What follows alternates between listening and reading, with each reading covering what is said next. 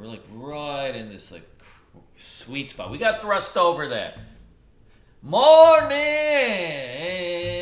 So if we look here, good morning everybody. So if we look here, we're like really in that like kind of sweet spot of life, right? That buttery nipple right there of resistance.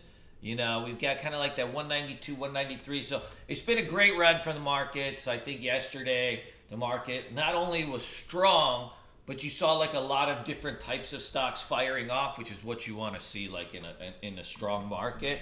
You need to see, right, multiple groups of stocks moving, and you're starting to see that. I think that we've got kind of a W pattern going. So the big question always is like, is this the market bottom or not?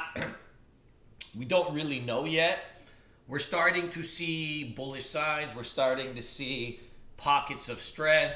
So there are some things that are happening that are good, right? There's some things that are happening that are good, and we're starting to see some breakouts. Now it's about short-term bullish patterns firing off one after another. When short-term bullish patterns on shorter-term time scales start to fire off, then it leads to bigger ones, and then that's how you start trends or not have trends. We're at a sweet spot now, in the markets, and I think we got to really kind of bust over that to get going.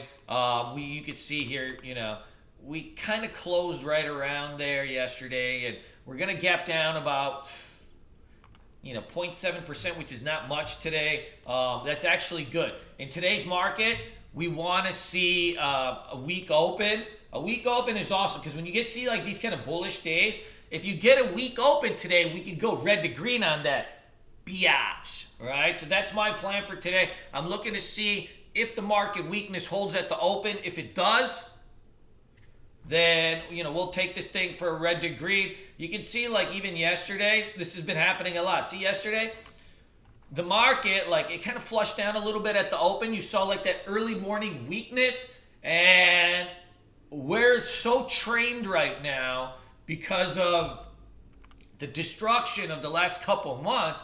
We're so trained to see the weakness. We just want to go balls deep short on everything. And then the market does a little dipsy-do dunkaroo, and now it's, moving back up to the upside. That's what we saw yesterday. So today we're going to get a little weakness at the open. What we want to do is start to see, like, how do we react? This 190 is going to be like a huge,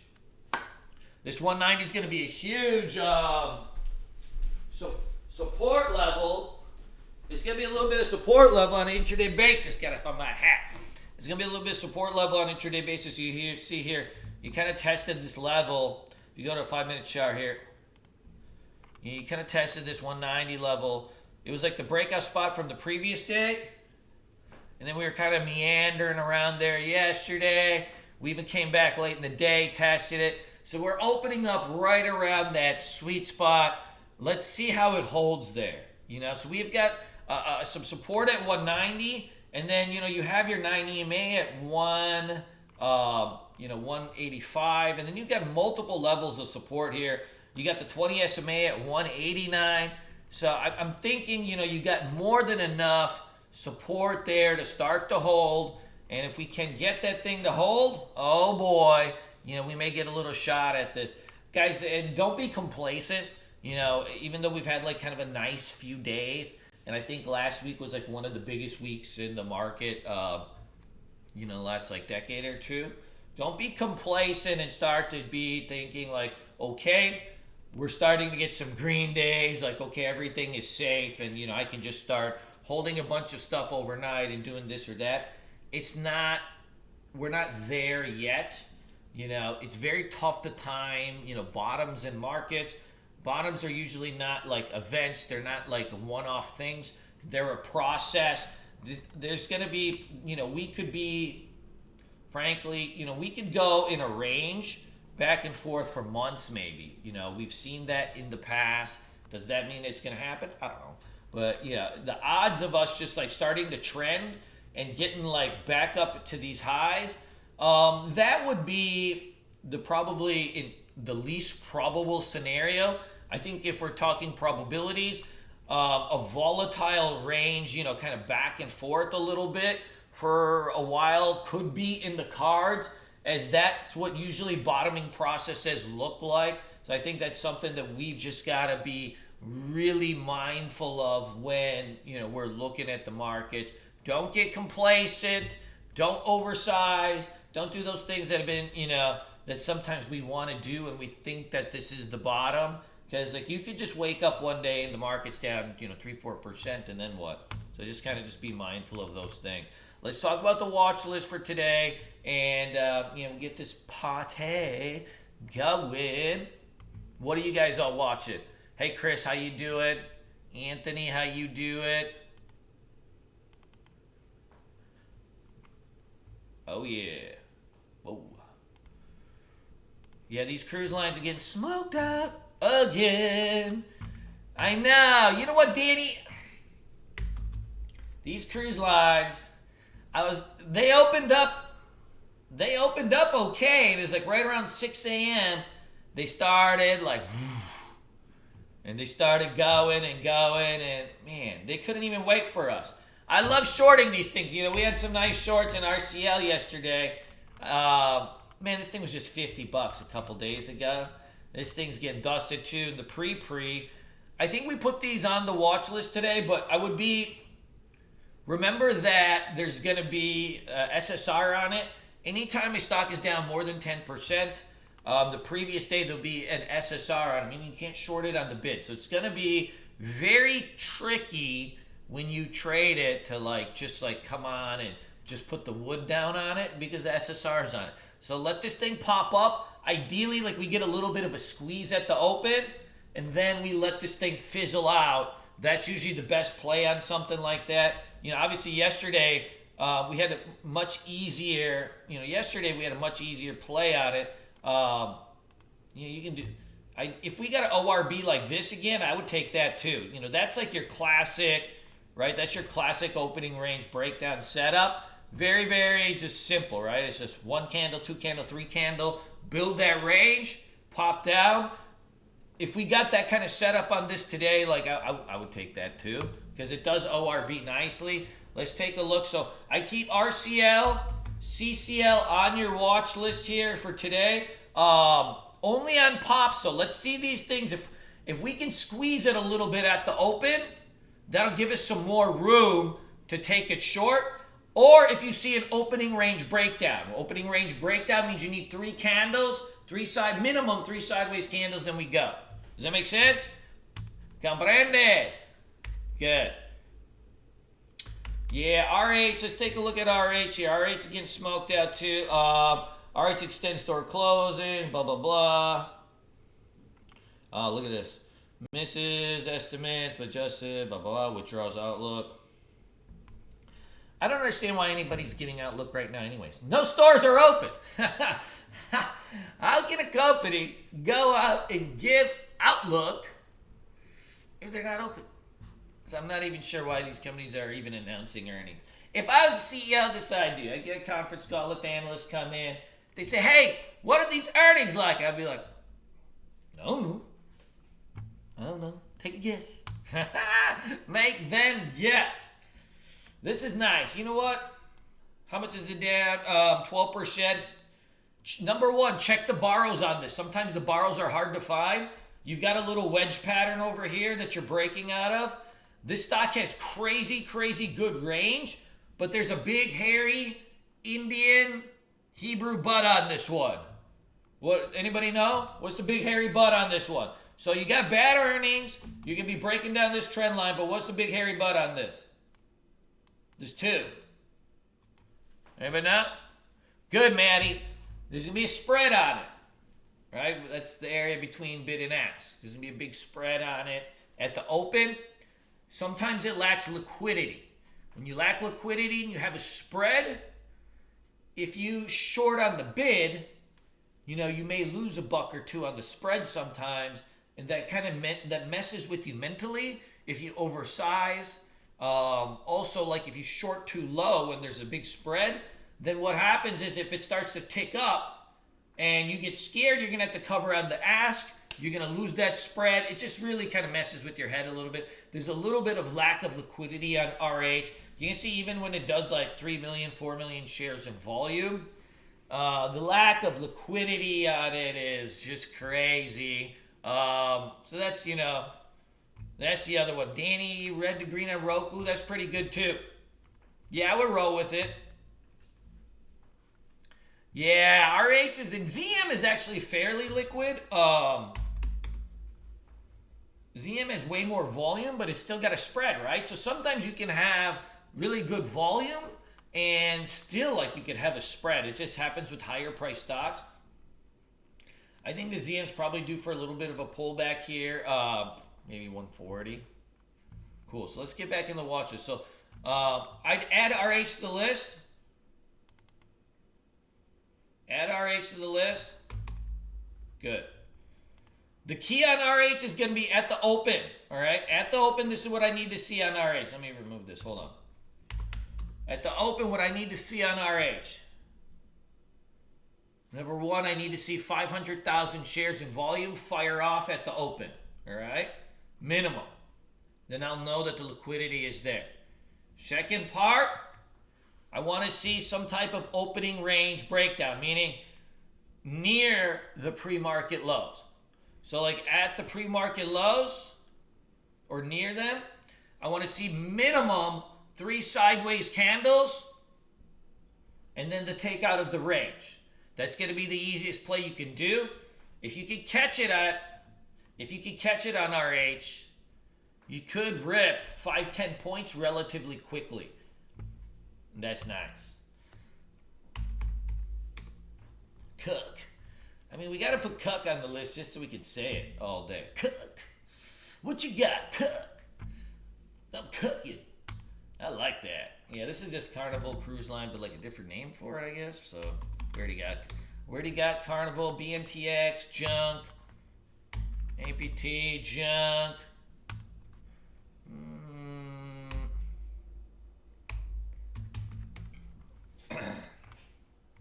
I think this IDX is too extended, brother. My man Bish. Alright, so these are CCL, RCL, RH. These are gappers. Am I missing anything? Not seeing anything that juicy on the gapper side. Alright, let's talk about the regular watch list. So you have 2 types of stocks that you put on your list. Alright, any given day you have 2 types of stocks that you put on your list. Number 1 are gapper stocks. These are stocks that have some type of earnings or news out. Like RH or RCL, CCL. They have fresh news out, something that's come out today. Those type of stocks, they move on an individual basis, irregardless to what is happening in the markets. The second part of your watch list is stocks that have just good charts. They may not have any PRs out, but they're just nice, good, solid charts. They're great people. They do fantastic work. So I got crowd on the list. Break over 60. If this thing breaks over 60, we taking it. I have an alert set here, and we're just going to get this thing going. 60 though. I'm not taking it under 60. Because if you start to build out some kind of pattern on it, but you're building out that pattern under 60, what'll happen is it'll just shred to the upside and then it'll roll back over. And that's, you don't want to do that. So this one looks pretty good. Hold on here. Let me get my whole list out. Yes. Labu. I think Labu starts to play catch up today. You were up 8%. I think these biotechs probably should start firing. If you're looking at hourly chart here, look how this is a beauty. Right, this is just basically like a bottoming pattern or a W pattern. You got a little hanging chad here over the 9 EMA. I think that this one, if it comes out of this range here, you'll see it at $27, $28 potentially, even by the end of the day. You've got a gap fill to 30 on this thing. See this gap right here? The gap fill is, there's a gap fill here. So if it could start to kind of just cook out of this range, this is hourly chart. If you start to cook out of this range, you've got a suction. That gap is a suction. It'll pull it in. So that suction will come in, and you can get this thing up into the first level of resistance will be at 29. That's pretty good. All right, that's pretty good. So I definitely, I want to put Labu on the watch list. I like this one. You got a nice suction zone there. And frankly, Biotech, this is a 3X Biotech ETF. Biotechs probably need to play a little bit of catch up with the general market. Anyways, it's a good one. Good, good, good. And did anybody shred this SPR yesterday? We put it on our, we do the Sunday huddles. Some of you guys weren't there. Clarence, where were you in the Sunday huddle? Sunday huddle is the most important class we do. Yeah, look at this thing. We had this we put this on the watch the Sunday huddle. We forgot about it. Huh, Mr. Shoesmith? Amingo, RH is...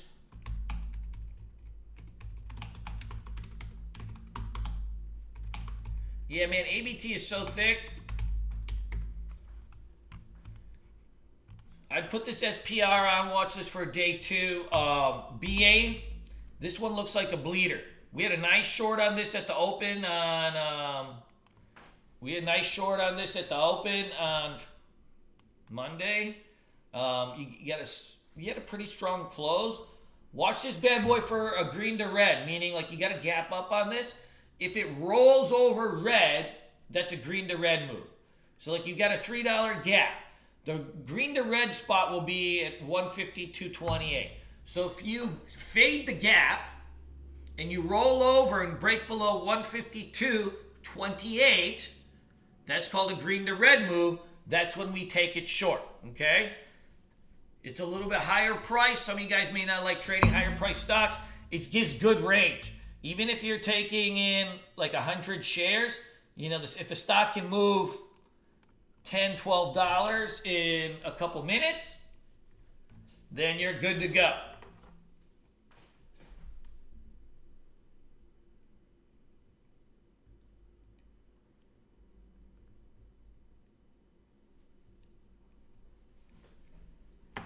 If I could turn back time, if I could find a way. Yeah, this is nice. So I want this thing under 152. We take this thing short. Now, frankly, BA, you've added like kind of an orderly pullback here. It could turn into a long. You got a hammer candle over the 9.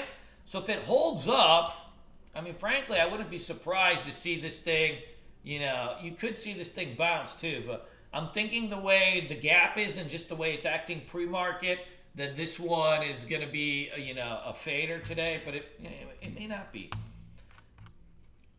Put that on watch. W has a nice bottoming pattern too. This is Wayfair. This is a $110 stock. Got to $23. All right. Now you had a big push to 62. Nice orderly pullback to the 20 SMA, 9 EMA. You're just hanging out over here. Just hanging out over here. It's perfect, right? So you got 2 levels of support. The other thing is you had a really nice push end of day. See this push end of day? It moved about $8. So you've got $8 push end of day. You've got 2 levels of support underneath. That's hot. All right? You got a weak open on this one. See how you got a weak open? If it goes red to green, meaning it breaks over yesterday's close, we'll look to take this thing long.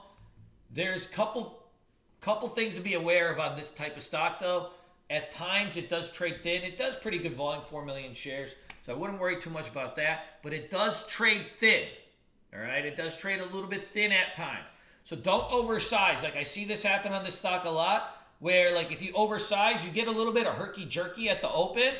Let it even out. Let it even out and smooth out and build.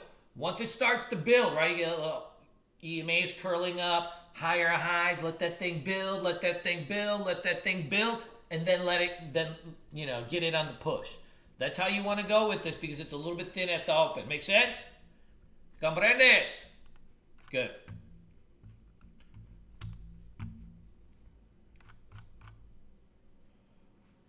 Yeah. I think we're going to get a short out of this UVXY. If the market keeps going, this UVXY is at a very, very sweet spot. Do you see like how you get your 9 EMA right on top? And you get your 20 SMA like right on below?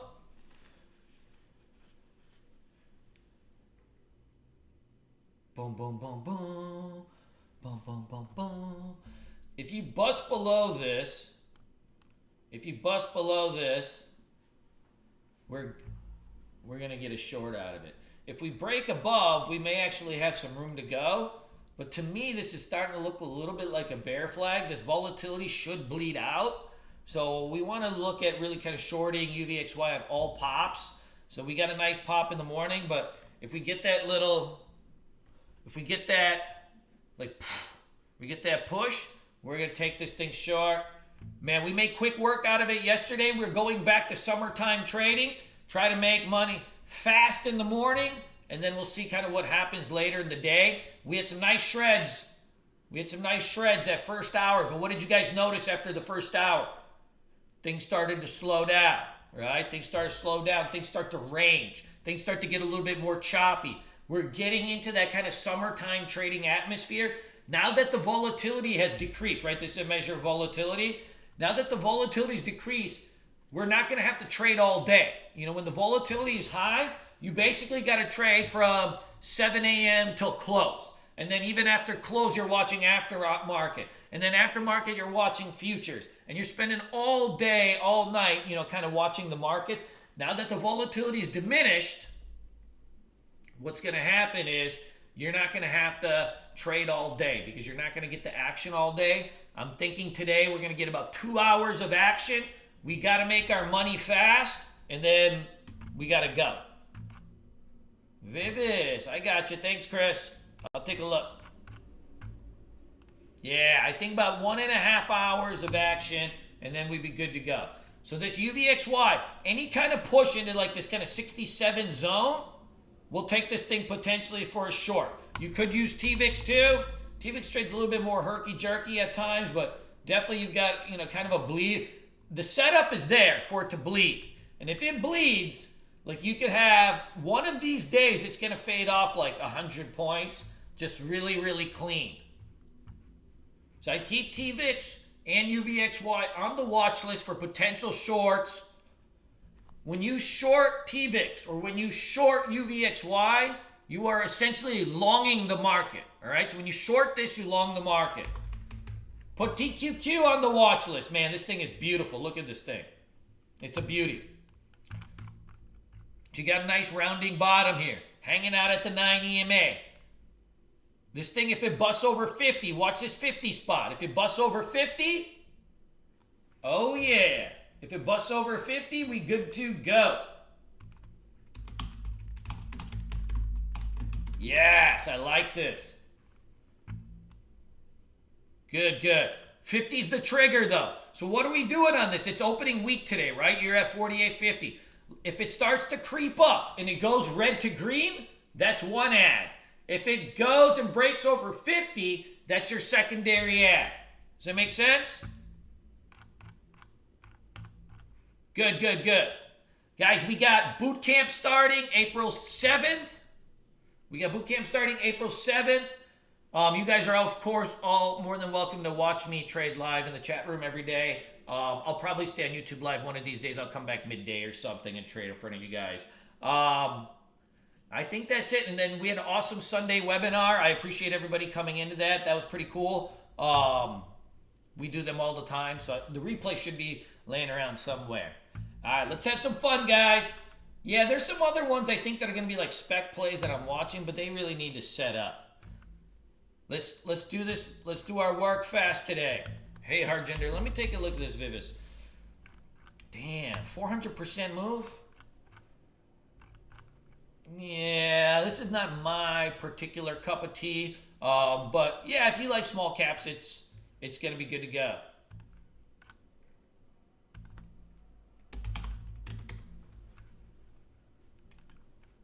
Cool. Let's go get it, guys. Trade well, trade smart, manage your risk.